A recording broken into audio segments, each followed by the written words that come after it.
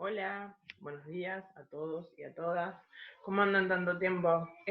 Con algunos y algunas de quinto estuvimos trabajando en cuestiones que no tienen que ver propiamente con el contenido conceptual de la materia. A otros los fui perdiendo en el camino, otras nunca más las encontré. Eh, bueno, espero que ahora en esta segunda instancia o tercera o esta última mitad del año podamos reencontrarnos. Algunas de las novedades es que quizás en septiembre volvamos al aula, entonces bueno, esto es importante. En este primer video lo que vamos a hacer va a ser repaso de algunas cuestiones, sobre todo qué era un argumento y cómo distinguíamos premisas de conclusión y cómo reconstruíamos en forma estándar. Me pareció importante hacerle un brevísimo PowerPoint en donde queden plasmadas algunas ideas centrales que vinimos viendo desde marzo hasta julio, que fue la última secuencia didáctica. Los trabajos que no hayan recibido correcciones, ustedes sí recibieron los informes con esas cuestiones valorativas. Así que el que entregó todo sabe que va muy bien, el que entregó algunas cosas sabe que puede mejorar, y el que no entregó nada, bueno, pensemos qué hacemos con respecto a eso. Todo es factible de ser mejorado, nada está dicho aún. Menos en estos tiempos en que no sabemos qué va a pasar realmente. Bueno, entonces, para arrancar, les voy a empezar a compartir un poco la pantalla, ¿sí? Vamos a empezar a ver este PowerPoint con algunas cuestiones para refrescar las ideas. Bueno, tenemos algo que no vimos así propiamente, pero sí que lo fui mencionando en el transcurso de los videos y en las clases. Nosotros trabajamos con funciones del lenguaje, ¿sí?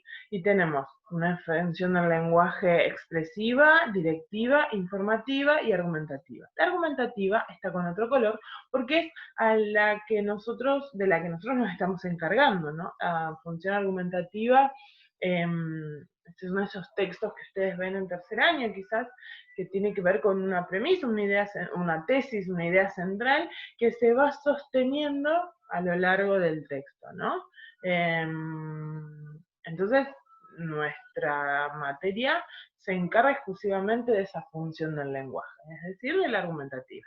¿Por qué no la expresiva? La expresiva tiene que ver con la literatura, quizás, y tiene que ver con, por ejemplo, los poemas, en donde se expresan sentimientos, y entonces no nos competiría a nosotros. ¿Cómo puedo yo cuestionar y poner en tela de juicio un sentimiento, no? O sea, yo le digo, si alguien me dice te quiero, no le podría preguntar por qué, ¿no? Digo, me quiere, punto. No lo cuestionaría. La directiva tiene que ver con aquella que nos obliga, nos manda a hacer algo, una orden no la podemos cuestionar tampoco, se supone, ¿sí? En términos argumentativos, ¿no? Sí puedo decir no quiero hacerla, pero en términos argumentativos, el cerrar la puerta, nada, es clara, ¿no? La informativa quizás es una recopilación de datos nada más, y entonces cuenta objetivamente qué es lo que pasó en algo, por ejemplo, ¿no? Cuando uno narra cuando uno encuentra en el diario un hecho policial y es narrado cómo se sucedieron los hechos, no hay mucho ahí para cuestionar, ¿no? Sin embargo, quizás en un texto argumentativo sí podemos cuestionar, sí podemos encontrar el porqué de las cosas, ¿sí? Bien, seguimos entonces. Acá yo tengo la definición de razonamiento, ¿sí? O argumento, ¿sí? Un conjunto de enunciados formulado por alguien quien presenta a uno de ellos, la conclusión, como un enunciado que se basa, se apoya, se infiere de los restantes que son las premisas, ¿no? O sea, recuerden que tenemos la conclusión de un razonamiento y las razones o premisas para concluir eso, ¿no? Enunciado, oración declarativa siempre con función informativa que puede ser verdadera o falsa. Y acá mencioné, profesora, ¿cómo? Claro, porque la oración sola que cumple esa función informativa no es un enunciado, ¿sí? No es un argumento, ¿sí? Es solo un enunciado.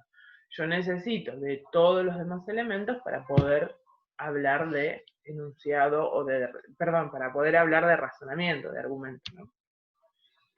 Bien, componentes del razonamiento de argumento tenemos premisa, una o más, y conclusión, siempre una sola, ¿sí? El razonamiento puede contener, no siempre las contiene, expresiones indicadoras de premisas o de conclusión, expresiones derivativas y conectores, depende cómo lo veamos.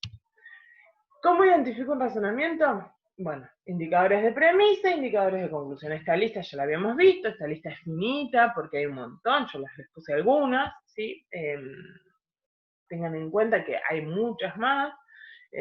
Hay frases completas que tienen que ver con la coherencia del texto, entonces no pudiera consignar a todas.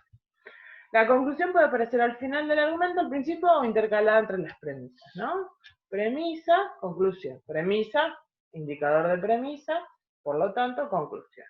Conclusión, indicador de premisa, ¿sí? Acá tenemos el indicador de premisa, ¿no? Premisa, conclusión, premisa. Por lo tanto, sería el indicador de premisa y el dado, perdón, por lo tanto es el indicador de conclusión y el dado que es indicador de premisa, ¿no? Nota, los indicadores de premisa y conclusión que aparecen en este cuadro pueden ser otros siempre y cuando sean el mismo tipo, o sea, que indique el mismo tipo de componente, ¿no? Entonces, la combinación puede ser infinita en tanto y en cuanto respete que existen indicadores para premisa y existen indicadores para conclusión. ¿Sí? Reconstrucción de argumento en forma estándar, que a veces me preguntan, ¿qué es esto? Bueno, reconstruir un argumento en forma estándar quiere decir encolumnar las premisas una debajo de la otra, trazar una línea y debajo de esta escribir la conclusión, ¿no? Esta línea que encuentran acá se le suele llamar raya de inferencia, pero no vamos a sumar un dato más que quizás nos complica, ¿no? Entonces, la reconstrucción en forma estándar es esto, ¿sí? Bueno, a veces me preguntan, bueno, profe, ¿y para qué reconstruir en forma estándar, ¿no? Entonces, bueno, acá tengo, ¿no? La utilidad de la reconstrucción en forma estándar permite identificar con claridad el argumento, ya que en el discurso ordinario, cotidiano, de debates públicos, no siempre la conclusión aparece al final de un argumento, y no siempre hay indicadores de cada premisa de la conclusión. Entonces, los argumentos o razonamientos suelen aparecer entre digresiones irrelevantes, preguntas retóricas, se representan mediante enunciados incompletos, imprecisos o ambiguos, que los vuelven susceptibles de diferentes interpretaciones. Descartar todos los elementos que son irrelevantes y reconocer las premisas y la conclusión constituye la tarea de identificación de los argumentos. Bueno, la pregunta sigue estando, bueno, profesor, ¿para qué me sirve a mí saber lógica? Bien, a ustedes les sirve saber lógica para poder argumentar personalmente de manera correcta y además poder escuchar el discurso de un otro y poder realmente llegar a detectar el argumento de otro, ¿sí? Quizás para apoyarlo, quizás para refutarlo, ¿sí? Esto no creo que lleguemos a verlo, pero existe algo que se llama contraejemplos, refutación de argumentos, que, bueno, lo que sí vamos a ver en el próximo capítulo son falacias, ¿sí? Vamos a ver tipos de razonamientos y falacias será como el último tema del año. Quizás nos encuentre dentro del aula hablando de falacias, o quizás no, ¿sí? Un argumento puede expresarse de distintas maneras. La conclusión va a estar en azul, puede estar ubicada en diferentes lugares, pero la forma estándar siempre es la misma, ¿sí? Sócrates es mortal, ya que todos los hombres son mortales y Sócrates es un hombre. Todos los hombres son mortales, por lo tanto Sócrates es mortal porque él es un hombre. Todos los hombres son mortales y Sócrates es un hombre, luego Sócrates es mortal. ¿Qué tenemos acá? Tres formas de escribir el mismo argumento, pero la forma estándar va a ser siempre la misma, ¿sí? De los tres ejemplos es la misma. Todos los hombres son mortales, Sócrates es un hombre, Sócrates es mortal, ¿sí? Esto es lo que tiene de particular la lógica, que en el lenguaje cotidiano ordinario, que es el primero que aparece, el orden es distinto. Sin embargo, cuando nosotros transcribimos en forma estándar, el orden siempre es el mismo. Se encolumnan primero las premisas, o la premisa, la raya y al final la conclusión. ¿Sí? Bien. Este es el brevísimo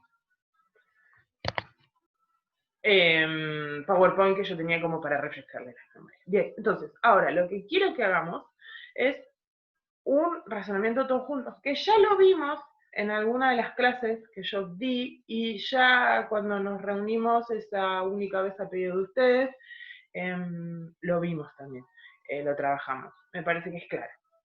El trabajo con el que se van a encontrar ahora, que sigue a continuación de este video, son un poco más no es más largo el texto, pero sí son más actividades. Bueno, pero que tiene que ver lo mismo. Recuerde que cuando yo digo cuál es la posición del autor, estoy pidiendo la conclusión del autor.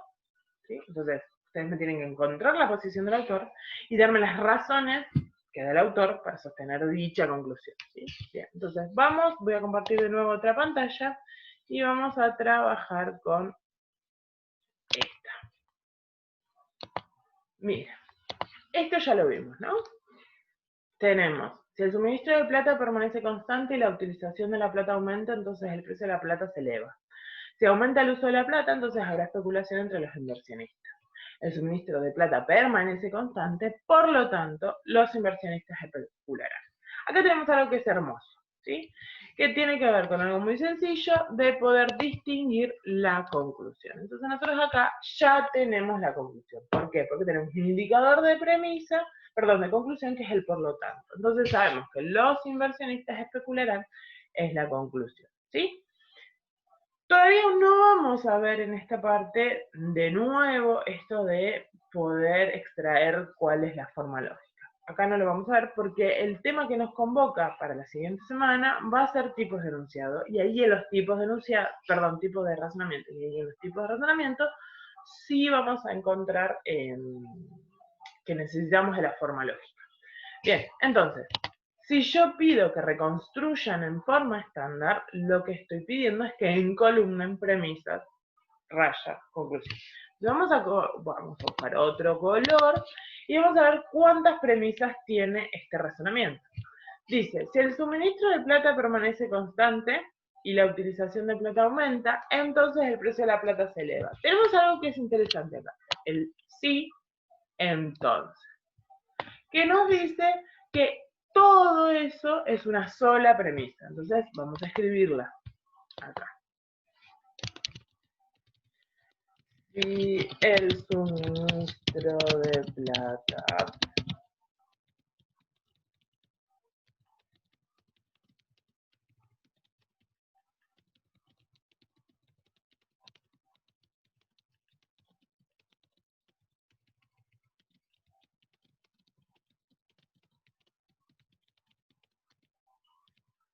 L. ¿Bien? Vamos de nuevo con esto. Si aumenta el uso de la plata, entonces habrá especulación entre los inversionistas. Tenemos lo mismo, el sí, entonces. ¿Sí? Entonces sabemos que esta es una segunda premisa, ¿no? Sí.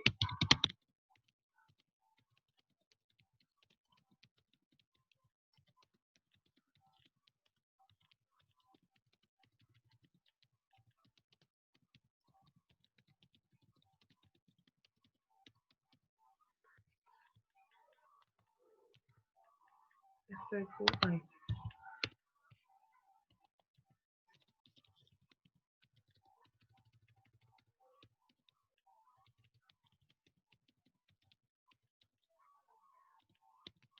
Listo. Bien. El suministro de plata permanece constante. No me dice nada, pero nosotros ya sabemos que eso tiene que ser otra premisa, ¿sí?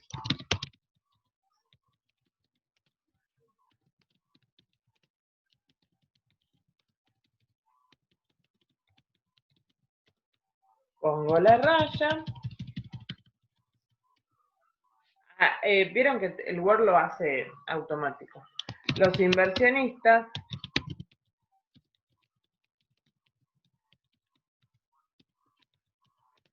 bien, y esto es lo que yo voy a pedir en el trabajo de esta semana, ¿sí? Profesora, el por lo tanto no lo puse. No, no lo puse, porque esa raya que pongo yo ya me determina que lo que está después es la conclusión. Entonces, el indicador de premisa de conclusión en este caso no hace falta. Sin embargo, profesora, usted sí puso el sí entonces. Bien, el sí entonces sí, porque si yo pongo el suministro de plata sin el sí, el suministro de plata permanece constante y la utilización de plata aumenta, el precio de la plata se eleva, la oración me queda sin sentido. Entonces yo necesito que esa oración tenga coherencia. Bien, entonces, así resuelven este ejercicio. Yo pretendo que ustedes, en el práctico que se van a encontrar esta semana, hagan lo mismo, ¿sí? Tienen 3 puntos nada más, es cortito, vamos a empezar de a poco. Esta secuencia didáctica va a durar un mes, es decir, que arranca hoy y termina el 10 de septiembre. Suponemos que para esa altura quizás ya hayamos vuelto al aula. Saben que tienen las instancias de consulta conmigo, que son los lunes y los miércoles, lo repito, de 8 a 11. Saben también que si necesitan, dentro del horario escolar, es decir, de 8 a 18:30, no más ni después, ni sábado, ni domingo, podemos juntarnos a charlar sobre el práctico, ¿sí? De este modo me mandan acá por Zoom o lo hacemos por Google Meet, como ustedes prefieran. Por Google Meet podemos hacer más, se ponen todos de acuerdo y me dicen, profe, necesitamos ayuda. El práctico, van a recibir 2 prácticos, este para quinto A, B y C, y este más el de psicología educacional para quinto B y C. ¿Sí? Tienen distintas fechas, por favor respetemos las fechas, ¿sí? Sobre todo para ustedes a nivel organización, ¿sí? Antes no me lo mandan, después pueden mandármelo, ¿sí? Bueno, saludos a todos y a todas, nos vemos en el próximo video de psicología educacional. Chicos de quinto A, besos y cuídense.